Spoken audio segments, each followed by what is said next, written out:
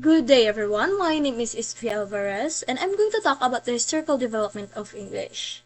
A1. Origins of English. Old English was the first form of the English language. It came from the Germanic language spoken by the Anglo-Saxons, who settled in the Britain around the year 449 CE. Over the next 600 years, it changed a lot and became very different from its original form by the year 1100s. The British Isles before English. Before English existed, people in the British Isles spoke different Celtic languages, such as Common Brittonic. Over time, these became languages like Welsh, Cornish, and Cumbric. In northern Scotland, people spoke Pictish and Gaelic, which the Irish settlers had bought. The name Great Britain was first used by an ancient geographer named Claudius Ptolemy. This referred to the sides of the island, not the countries we know today, like England and Scotland. The old name Albion might have come from the Celtic word meaning white, referring to the cliffs along the coast. The Celtic culture spread through migration and interaction, but there wasn't a single Celtic identity or culture. The Romans in Britain. The Romans ruled Britain for more like 400 years, starting in 43 CE. They were led by General Aulus Plautius under Emperor Claudius. The Romans defeated many local tribes, including the Britons, Picts, and Scots, who spoke Celtic languages. The Romans brought their own language, Latin for governments and trade, but they also built roads, bathhouses, and theaters, which made Britain more like other Roman provinces. However, Latin was mostly used by the upperclassmen in towns and never replaced the native Celtic languages. When the Romans left, the Anglo-Saxons arrives and Latin influence slowly fades. Some Britons resisted the Roman rule, like Queen Boudica, who led the revolt in 61 CE. But the Romans remained in control. Even though they were eventually left, the Romans left a big mark in Britain, preparing the ways for Anglo-Saxons at the beginning of the English. And the arrival of the Anglo-Saxons. By the 410 CE, the Romans left Britain, leaving the Britons unprotected. Against attack from tribes like Picts and Scots, the leader named Voltigern asked for help from Germanic tribes in 449 CE. The Saxons, Angles, Jutes came from the areas now known as Germany and Denmark. They came to help but later stayed under control. This wasn't a sudden invasion, but a slowly migration over the 6th century. Over time, the Anglo-Saxons became the main settler in Britain. Why is it called English? A monk named Bede wrote about the Anglo-Saxons' arrival in his book in 731. He said that they came to protect Britain in exchange for land and money. These groups, Angles, Saxon, and Jutes, weren't very different from each other, even though Bede described them as separate.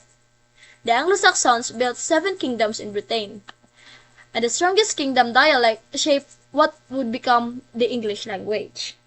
And also that the Christianity arrives in England. Old English developed as the Anglo-Saxons dialect mixed, with some influence from Celtic and Latin. Latin's rule grew in 579 CE, when Augustine, sent by the Pope, brought Christianity back to Britain. He baptized King Albert of Kent, and within 100 years, England became a Christianity country, a country with Hadas's Christianity. Christianity made Latin important in churches, schools, and adding many Latin words to the Old English. After that, the Viking raids. Starting in 787 CE, Vikings from Scandinavia began attacking Britain. One of the most famous attacks was in 793, when they raided monasteries and Lansfern. At first, they came to steal, but later, they began to settle in England in 865. A large working army led by Avar the Boneless and Halfdan invaded and took control of the East Anglia and other areas. King Alfred the Great defeated the Vikings in the year 878 and made a treaty in 886, creating the Dan's Law, a part of England ruled by the Vikings. The Vikings introduced the Old Norse, and words like die, take, and law to the Old English. Even some grammar rules like adding s for verbs, like he runs, she jumped. Making from the Viking influence, Viking attack continued, and by the year 1014, they ruled England under King Cont. Now let's proceed to the history of Englishes, or the history of English, or the history of Englishes. The history of English includes many dialects, which are versions of the language with their own unique words and grammar. For example, in Hansford, people called a bread roll a tea cake, but in other parts of England, it might be called a cob or a batch. Dialects also differ in how people speak, like saying, do you like carrots versus don't you like carrots? These differences have existed since Anglo-Saxons, times when geography plays a big role in creating dialects. Other factors also shape how language is used. Old English dialect. During the Old English period, there are four main dialects. Kentish, spoken by the Jutes in Kent. West Saxons, spoken by the River Thames. Mercian, spoken between Thames and the River Humber. Northumbrian, spoke by the northern parts of England. There were probably more dialects, but only about 3 million written words from that time survive. Scholars study Old English by looking at this text, but many spoken differences has never been recorded back then. There wasn't a single English language as we know it today. How people saw and used dialects often depend on the politics and who was in power. A2.3 Dialects Boundaries. The boundaries between Old English dialects weren't clear. In areas where Anglo-Saxon kingdom meet, dialects often mixed. In the text written in Mercian might also include words of grammar from other dialects. This happened because monks traveled between ministries, picking up speeches patterns from different regions. But monasteries had their own writing styles, which influenced how dialects appeared in their manuscripts. In short, the history of English isn't just about one version of the language. It is about many versions. While they're often focused on the standard English, it's important to remember the rich diversities of dialects that have always been part of the language. Language contact in Middle Ages. The Viking era and the early French influence. After Alfred the Great, Wessex stayed strong under his heirs, Edward and Elstan. They reclaimed parts of the Danelaw and unified England. However, Viking invasions in the late 10th century led to Danish kings like Sven Forkbord and his son Kant ruling England up until the year 1035. After Kant's death, the throne returned to the Saxon rule, with Edward the Confessor in year 1042. Edward has grown up in Normandy, which is what's called modern France, and brought French-speaking advisors to his court. This began a significant French influence on English, which would grow after his death. The Norman Conquest. Edward the Confessor died in the year 1066 without children. Harold Godwinson declared himself king, but William Normandy also claimed the throne. William argued that Edward has promised him the crown, and that Harold had sworn to support him, which Harold denies. This conflict led to the Battle of Hasling, where William defeated Harold, who was killed. William became King of England and Christmas Day on year 1066. The Normans brought their French, Anglo-Norman language, which became the language of power, shaping English for centuries. 8.3.2 The Norman Conquest made Anglo-Norman French the language of royal court and governance. Latin remained the important of religion and records, but English has lost its prestige. Although the Normans made up only about 1.3% of the population, their language mixed with Old English, especially in the cities among the upper class. Over time, this blending created the Middle English, spoken from around year 1100s to 1500s.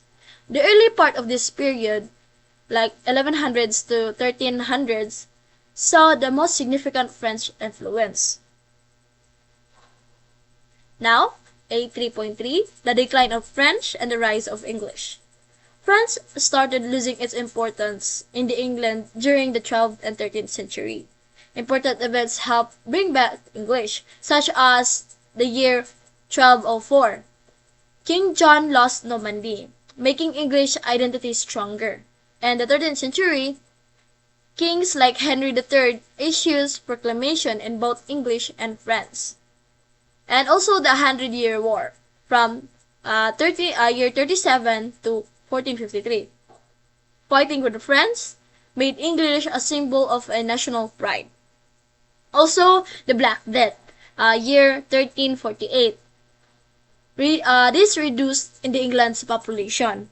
This led to the labor shortage, giving more power and prestige to English-speaking working class. By the year 1400s, English was rising again.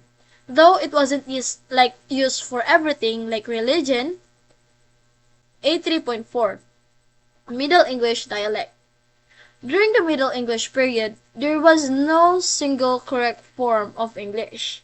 People wrote how they spoke, creating regional dialects, and scholars identified 5 main ones: the Northern, the West Mainland, the East Mainland, the Southeast, and the Southwest. Those are the 5 dialects. The boundaries between dialects are called isoglees. It weren't strict.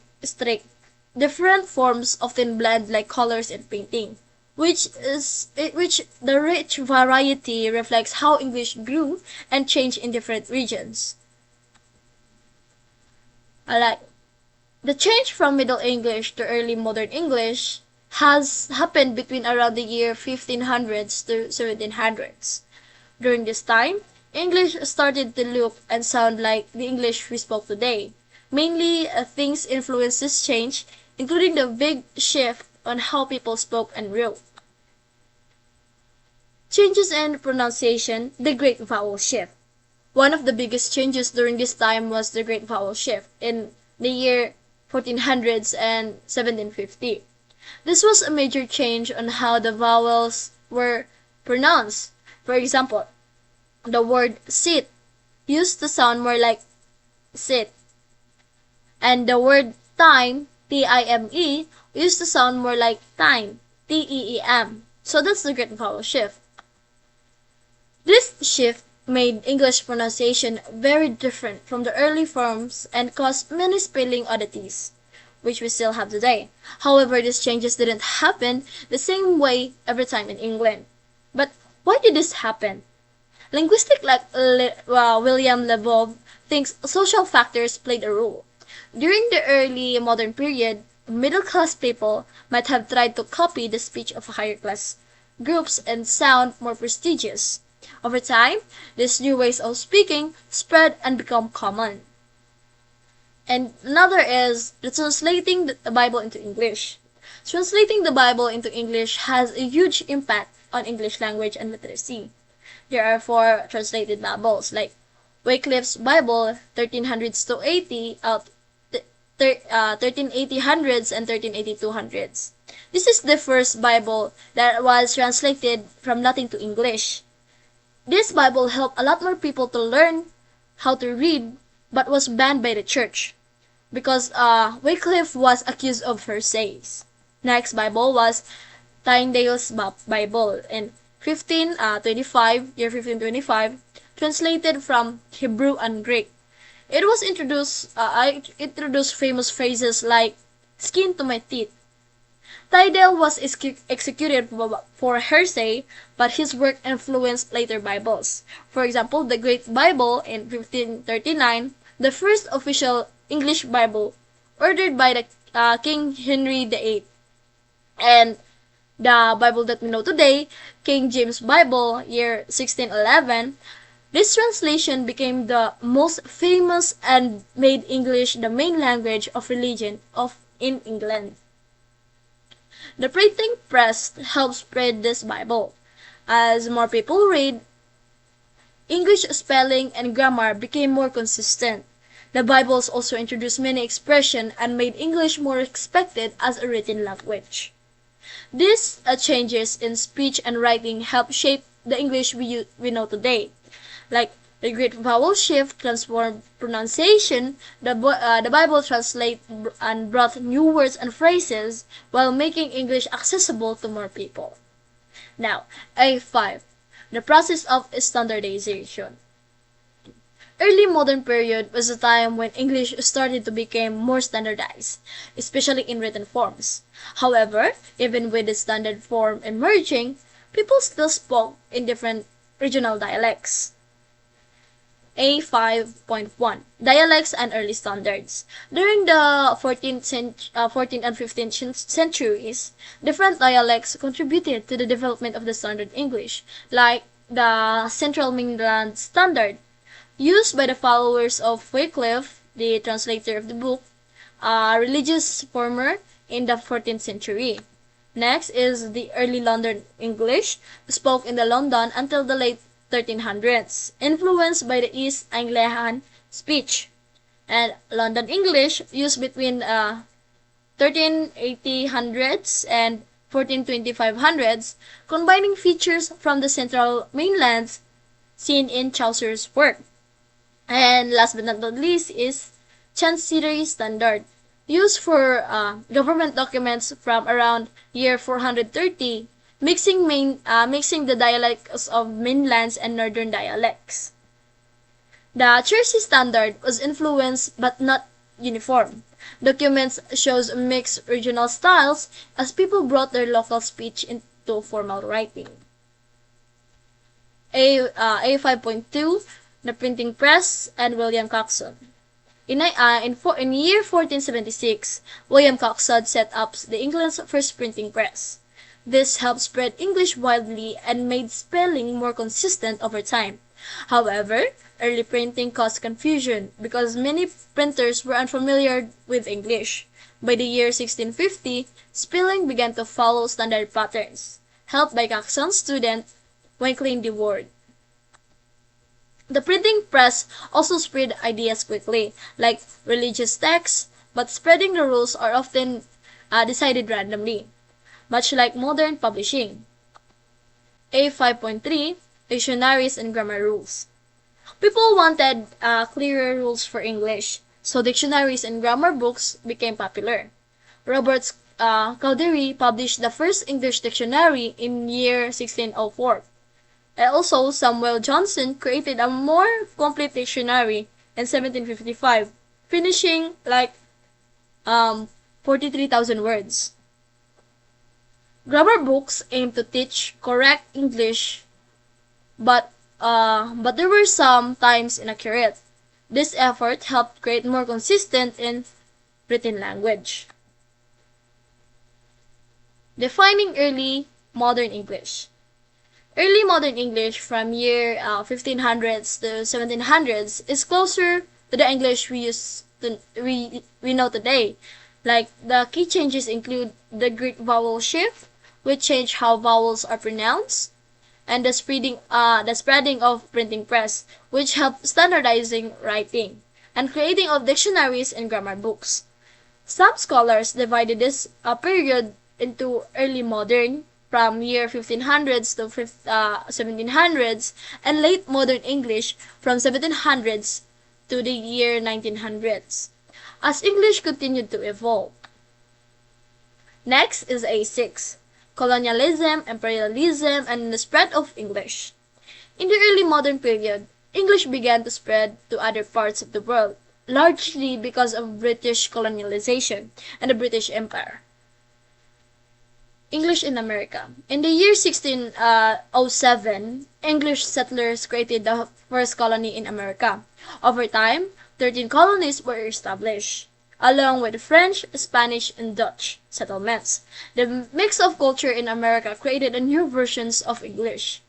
After the British lost their colonies in America's Revolution in 1775 to 1783, American brought independence. Noah Webster, an American scholar, published his dictionary in the year 1828 to make American English different from British English. Like, for example, the word color and color. This is different from the spelling because American English is COLOR and the British English is COLOUR. A6.2, the British Empire and the Global English. After losing America, Britain expanded its empire to places like Canada, India, Africa, Australia, and New Zealand. In India, English became more important for government and education.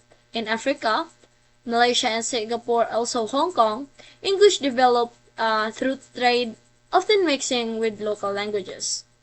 In Australia and New Zealand, settlers brought English, which influenced the local dialects.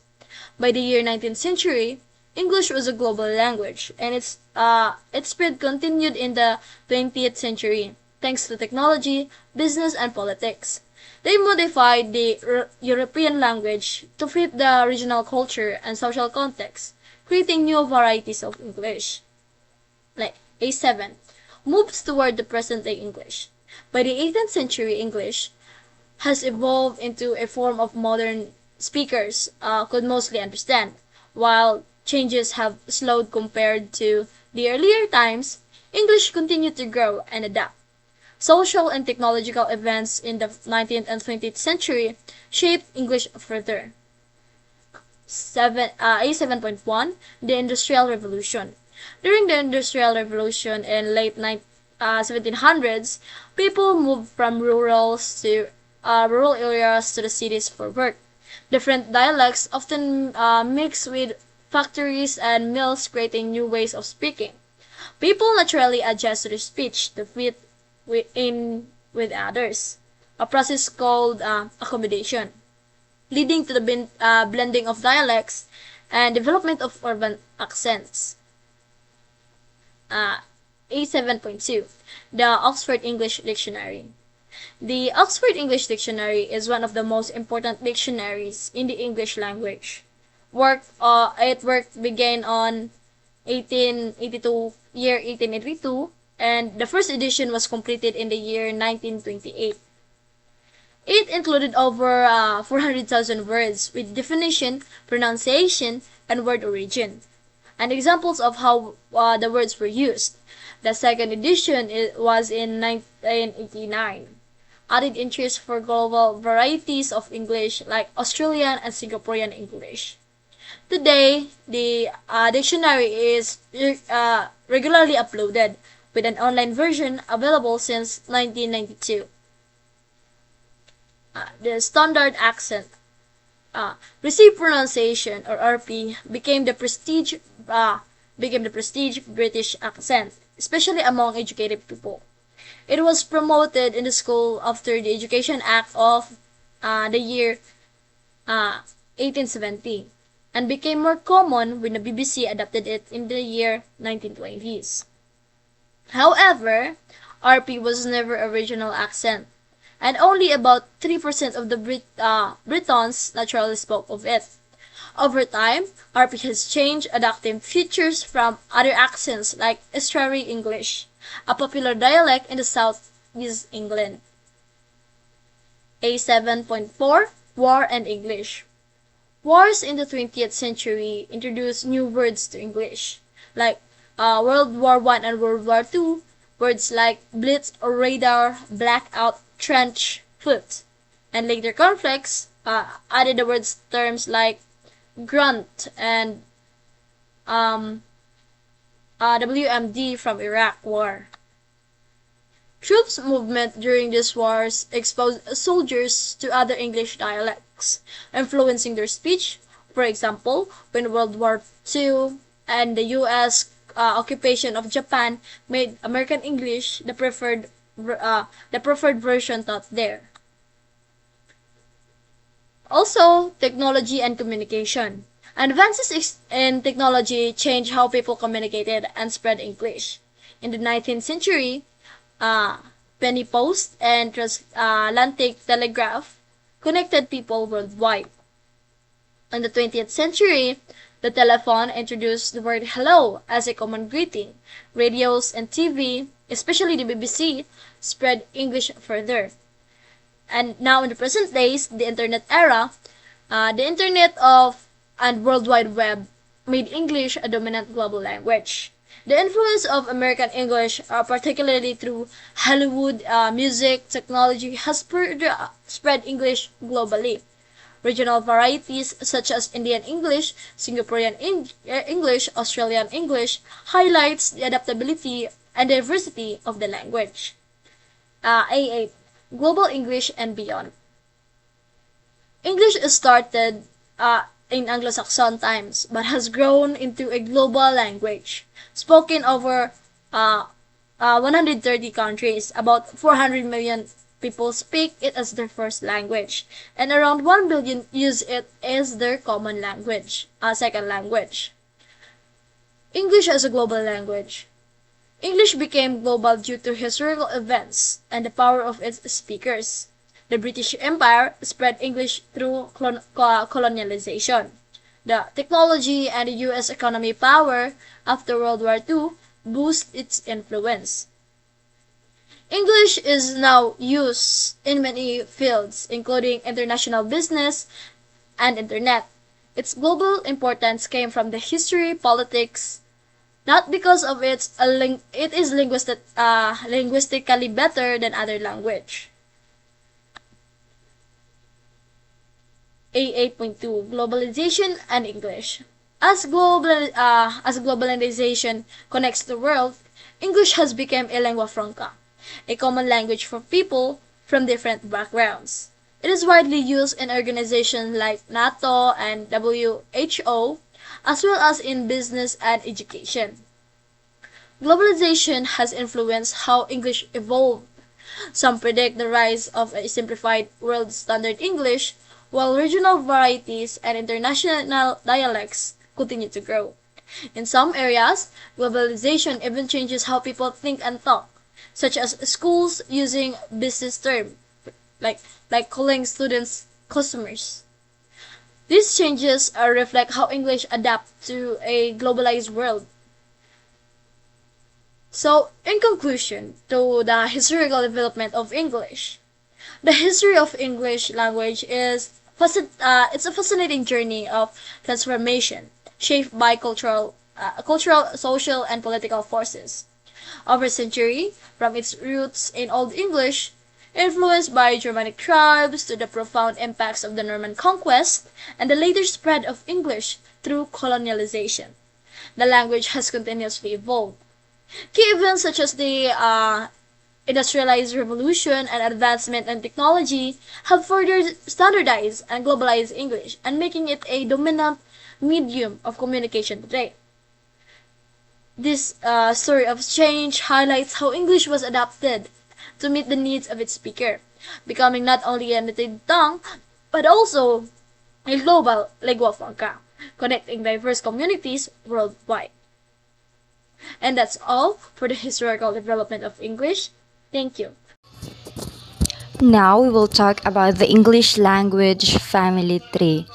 But first, we will discuss about Proto-Indo-European or PIE. So, what is Proto-Indo-European? A Proto-Indo-European is a reconstructed ancestor of all the Indo-European languages. When we say reconstructed, before it was already lost and forgotten, but then it's more like it came back to life. So, mao na siya ang reconstructed, and that is what happens to Proto-Indo-European language.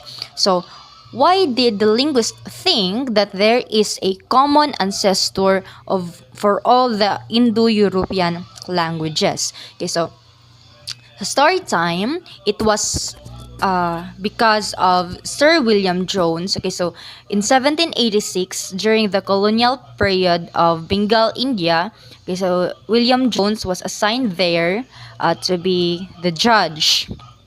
And then, while he was staying sa Bengal, India, uh, he noticed that naay kini ang similarities between sa Greek, Sanskrit, and Latin. So there is a similarity when it comes sa ilahang mga words ani nga mga languages.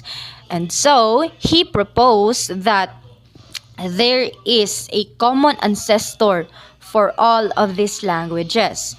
Okay, so with that, so what is what is Proto-Indo-European? Proto-Indo-European is the ancestral language of the Indo-European languages. So, meaning siya mo gigikanan sa tanan nga language sa Indo-European.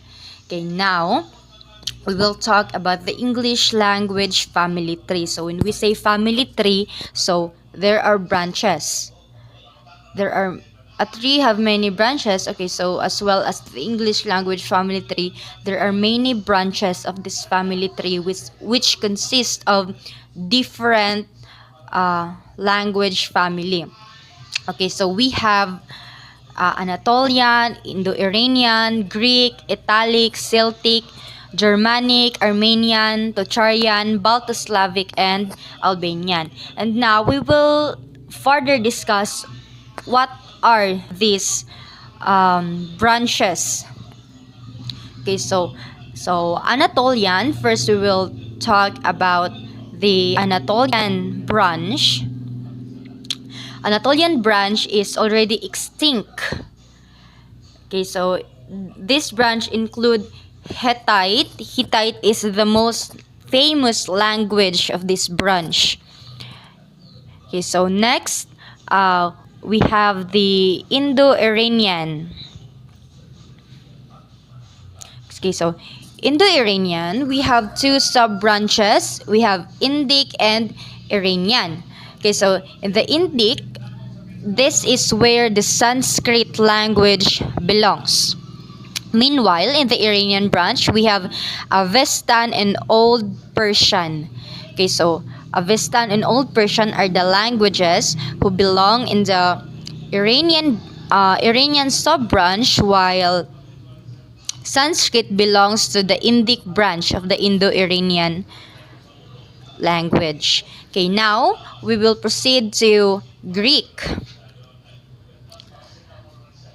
Okay, so Greek is a group of dialects rather than a branch of languages. So it is not just a branch, but it is a group. Meaning group, daghan siyag mga dialects na nagtapok. Okay, so and also we have the earliest surviving written evidence of Greek languages called Mycenaean. Okay, so Mycenaean is the dialect of Mycenaean civilization, and that's why it is the earliest surviving written evidence of Greek language, because this Mycenaean was found on clay tablets and ceramic vessels, meaning that it was written. Okay, so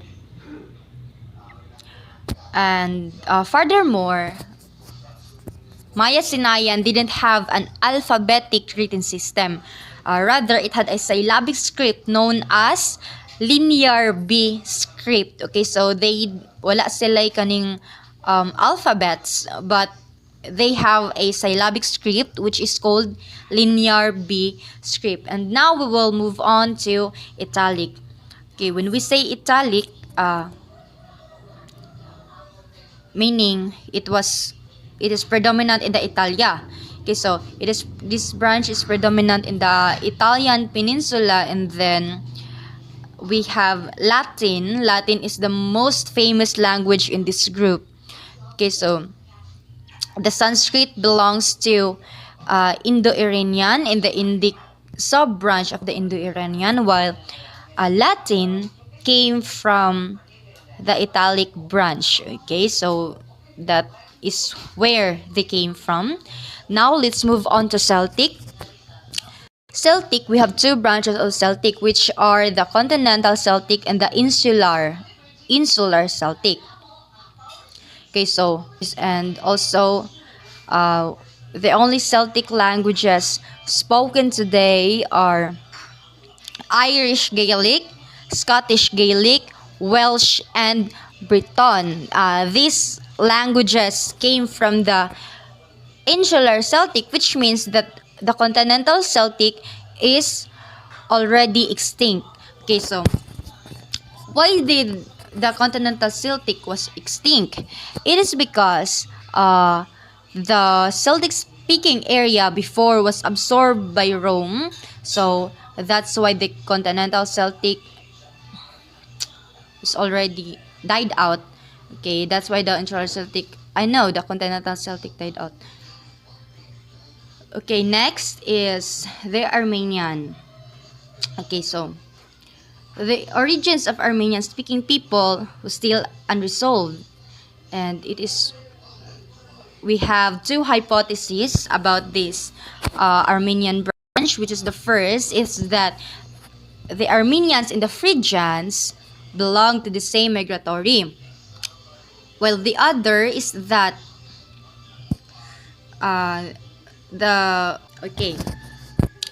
so there are two hypotheses of this Armenian speaking people because it is still unresolved. The first hypothesis is that it belongs to the Phrygians, that Armenians and Phrygians have the same migratory wave that enter Anatolia, so meaning dungan sila. So mona ang first hypothesis nga kauban daw ang Armenians ug ang Phrygians. Well, the other hypothesis is that they believe that the Armenian language belonged to the Iranian group. Okay, so unresolved pa siya, and then they are still searching for unsa jud na siya. And then next is the Tocharian. We have the Tocharian branch. The Tocharian is already extinct. It is located in the Taklamakan Desert and representing the easternmost reach of the Indo-European languages. Okay, so this language is already extinct, and this language has two sub-branches, which is the Tocharian A and the Tocharian B. Next is we have the Albanian branch. Okay, so Albanian branch is a modern branch that was thought to descend from Illyrian and Thracian languages.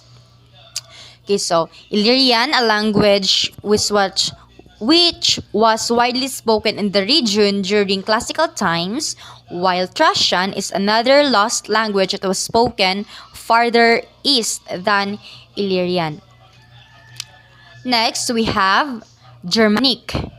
Okay, so the Germanic branch is subdivided into East, North, and West Germanic branches.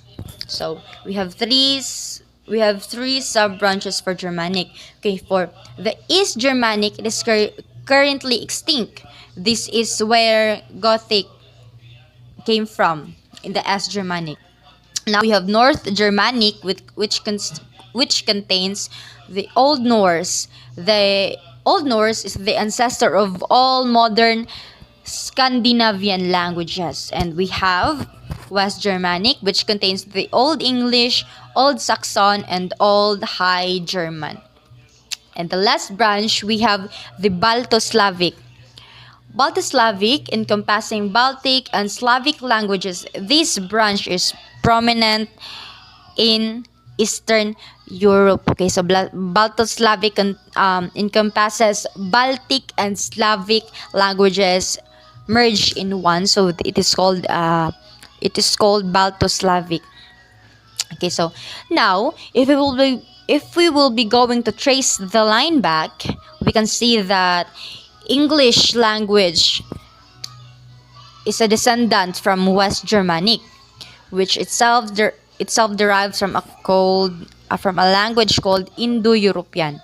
Okay, so if we will use the family metaphor, we could say that English is the great grandchild of the prehistoric Indo-European, or the PIE, the Proto-Indo-European language. So that are the descendants of the English languages. So meaning ang English language igagaw sila sa uban sa Sanskrit, sa Latin igagaw ra na sila, kay ang Sanskrit nagikan siya sa lain nga family, ang Latin nagikan siya sa lain nga family, and ang English language nagikan siya sa Germanic family. Specifically sa branch sa West Germanic. And then now we will move on to how the evolution of English language happened. Okay, so kay sa Germanic man ga-descend ang English language. Now we will talk about English language as descendant of the Proto-Germanic.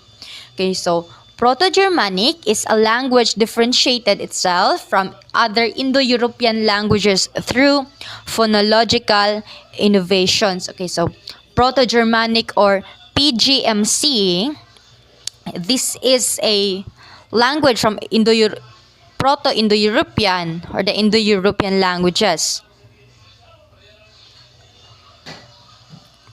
And then, it is different from other Indo-European languages because of its phonological innovations, meaning naigipang-add nga mga certain alphabets and sounds sa ilahang mga words. So that's why it is unique and different from the other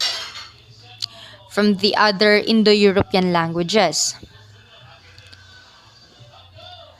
Okay, so now we will talk about the three branches again, sub-branches again of the Germanic branch, which are the North Germanic, the East Germanic, and the West Germanic.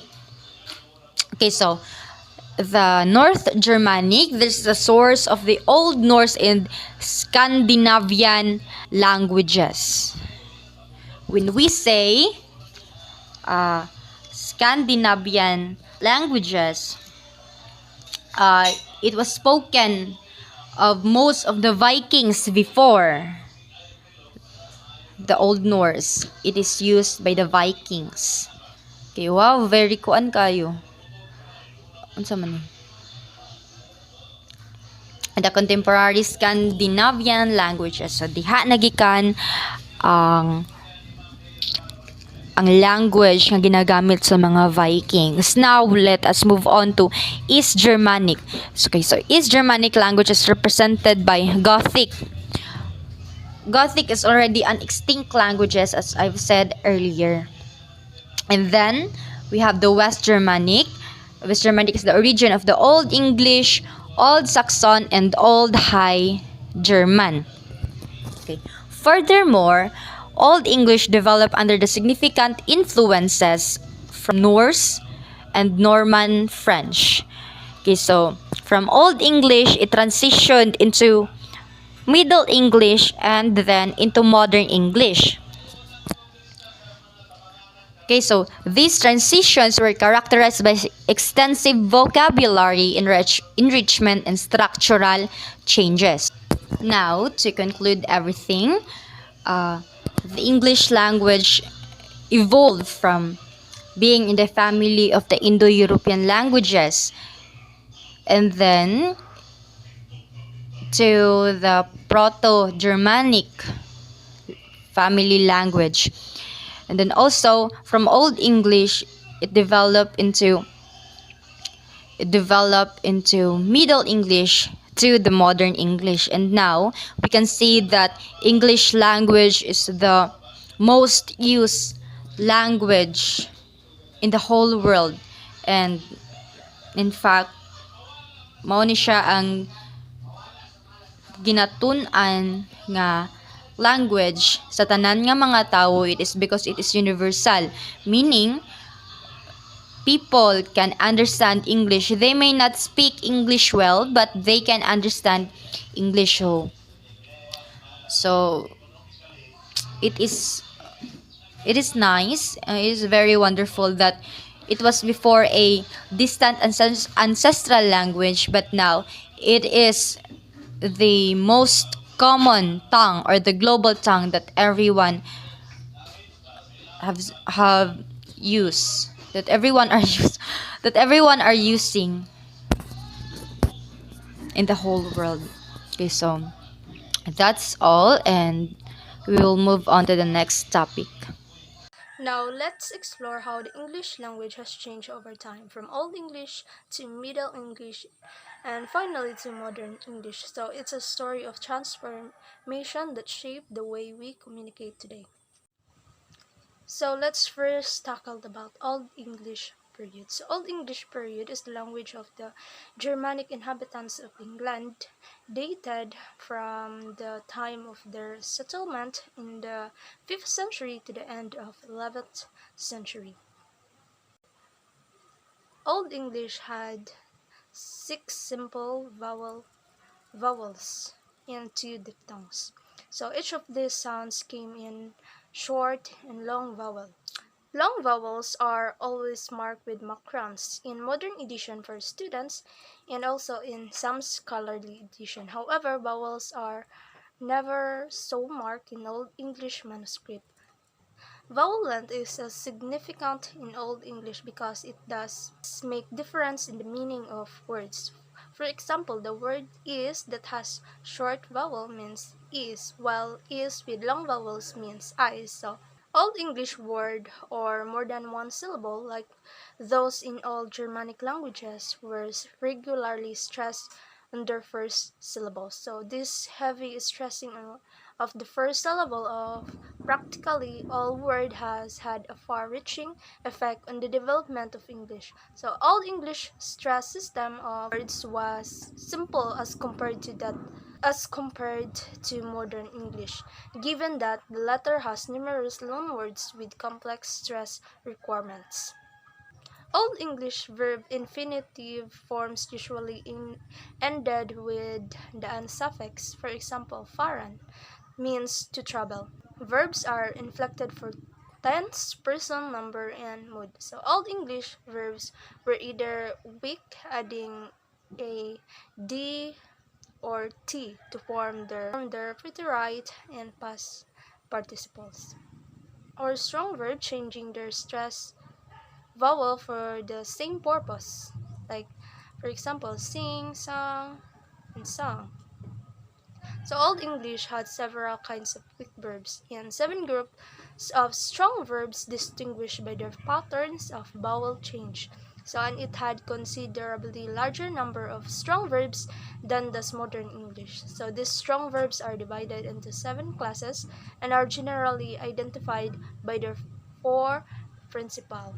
Now let's move on to Middle English period. So linguists often divided up the Middle English period into two: the early Middle English and late Middle English.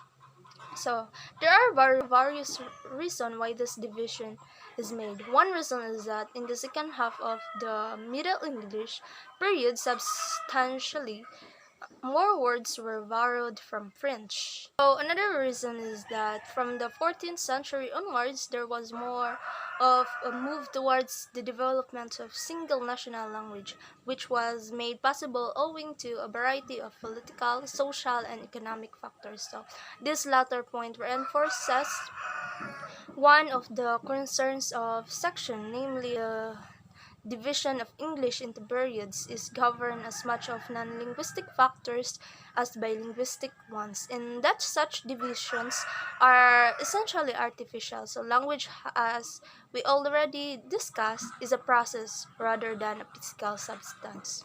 So let's move on to the context of change. So the vocabulary is more readily recognizable at the Old English, and the grammatical structure seems closer to the present day English than Old day. Nevertheless, there are still significant differences between Middle English and present day English, and although to begin with it may seem easier to understand, in many ways Middle English is harder to get to grips with than Old English. So there was no national standard form of English in the early Middle English period, and scribes wrote in the dialect of wherever in the country they happened to come from. So spellings and grammatical forms varied between dialects, and we can assume from this that pronunciation varied widely too. So it is then impossible to describe a Middle English norm since none existed. So let's move on to spelling and sound in Middle English. So one major differences between Middle English and present day English is the pronunciation. So one major differences between Middle English and present day English pronunciation is that while in some present day English words we find silent letters, in their Middle English equivalents these letters would usually have been pronounced. So in present day English, for example, we don't pronounce decay and knowledge. So in the Middle English, these letters would have been pronounced. So let's move on to modern English period. So the modern English period is divided into two phases. So the early modern English and the late modern English. So the late modern English period marks a pivotal transformation in the English language, characterized by significant shifts in vocabulary, grammar, pronunciation, and the development of standardized form. First, we have the introduction of printing. So William Caxton's introduction of the printing press in England helped standardize English. So with the rise of printing, fixed spelling, pronunciation, and grammar became more common. So this contributed to the codification of English, supported by prescriptive grammarians like Samuel Johnson and various dictionaries. So you also have influence of classical languages. So the Renaissance brought a revival of classical scholarship, introducing Latin and Greek words into English. So this period saw the creation of many words that are still in use today, such as education and critical.